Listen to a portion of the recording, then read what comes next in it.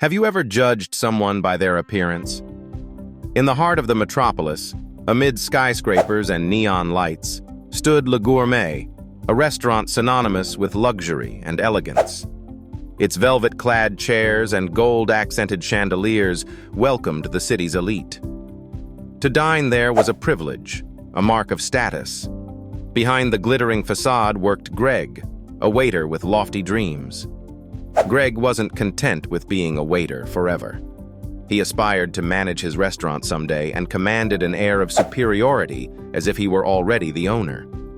While his efficiency impressed managers, his condescension towards certain patrons didn't go unnoticed by his peers. Greg had one rule: if you didn't look like money, you weren't worth his time. On a particularly rainy Friday night, as puddles filled the streets and the restaurant buzzed with its last customers, the evening began like any other. The staff worked to close after another successful dinner rush. The aroma of freshly baked bread lingered in the air, mingling with the sound of clinking glasses and murmured conversations. As the final patrons settled their bills and made their way out into the storm, Greg noticed a man hovering near the entrance. The man's clothes were ragged, his coat patched and worn, and his face bore the lines of years spent on the streets. He looked out of place against the backdrop of opulence. The man pushed open the glass door hesitantly, allowing a gust of cool, damp air to enter with him. "Excuse me," he said in a low, gravelly voice. "May I sit inside for a moment to dry off? I won't be any trouble." Greg's eyebrows knitted in irritation. He stepped forward before anyone else could speak. "This isn't a homeless shelter," he said curtly. "We're closing soon. Move along." The man's face remained calm, though his shoulders slumped slightly. "I understand," he said quietly. "I apologize for intruding." As the man turned to leave, Greg muttered under his breath, "Honestly, the nerve of some people." But the rest of the staff felt uneasy. Though they didn't dare confront Greg, they couldn't shake the guilt of seeing the man disappear into the storm. Minutes later, just as Greg was finishing wiping down the last table, the restaurant door swung open again. This time it wasn't the homeless man, but the manager, Mr. Wilson, accompanied by the same man Greg had just dismissed. All eyes turned toward the pair as Mr. Wilson stepped into the dining area. "Good evening, everyone," he began, his tone serious. "I'd like to introduce someone very important." He gestured toward the man. "This is Mr. John Edwards, the new owner of Le Gourmet and the entire chain." A stunned silence fell over the room. Greg froze, his polishing cloth slipping from his hand. John, now standing taller and more composed, scanned the room. His presence seemed to command attention despite his simple attire. "I'm sure some of you are surprised by my appearance," he said, his voice steady but firm. "I've spent the past few days visiting our restaurants in disguise. I wanted to observe how the staff treated people they thought couldn't offer them anything in return." Greg's stomach churned. Beads of sweat formed at his temple as John's gaze rested briefly on him. "I believe I've learned a lot about the character in these visits," John continued. "And tonight was particularly enlightening." Greg wanted to sink into the floor. His heart raced as he imagined the consequences of his actions. Would he be fired in front of everyone? After the rest of the staff was dismissed, Greg was asked to stay behind.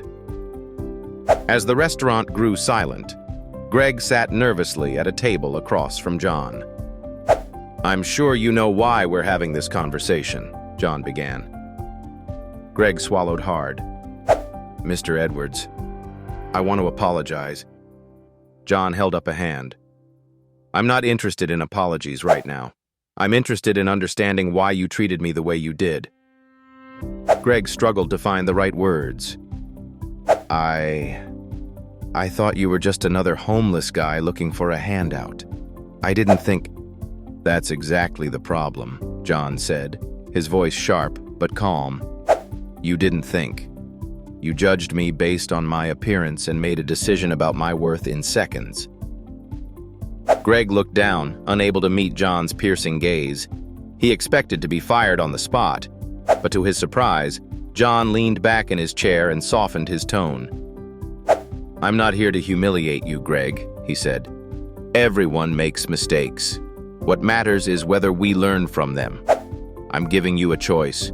Leave now if you think this job isn't right for you, or stay and prove that you can grow. But if you stay, know that I'll be watching." The weight of John's words hung in the air. Greg nodded, humbled. "I'll stay," he said. "I want to prove I can do better." Over the next few weeks, Greg's journey of redemption began.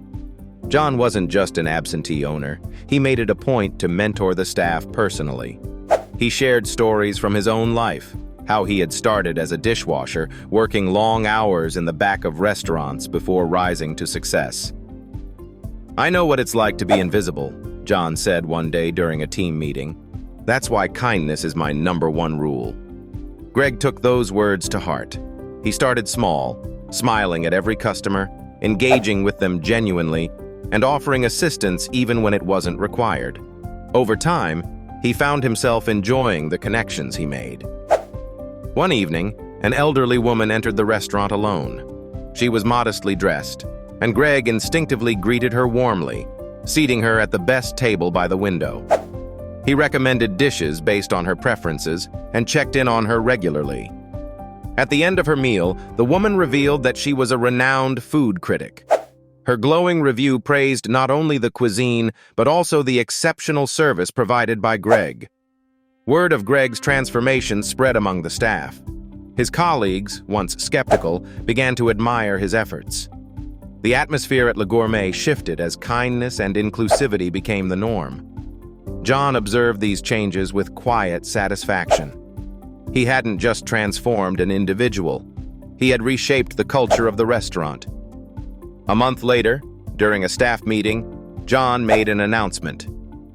"Greg has shown remarkable growth over the past few weeks," he said.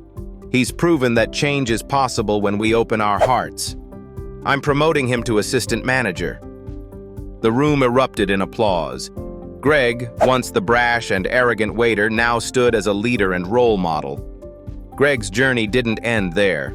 As assistant manager, he made it his mission to mentor new hires, teaching them the value of respect and kindness. He often shared his own story as a cautionary tale, emphasizing the importance of seeing beyond appearances. John continued to visit the restaurant occasionally, sometimes in disguise, to ensure the lessons stuck. But more often than not, he found the team living up to his values. This story serves as a powerful reminder that appearances can be deceiving. In a world quick to judge, treating everyone with dignity isn't just a virtue, it's a necessity. Kindness, after all, is the currency that enriches both the giver and the receiver. Now, we'd love to hear from you. Have you ever misjudged someone based on their appearance, or been misjudged yourself?